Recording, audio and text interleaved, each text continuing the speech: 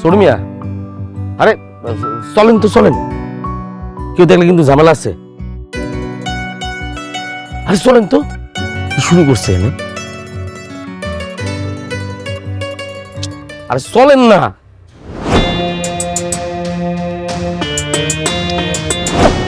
চলো তো।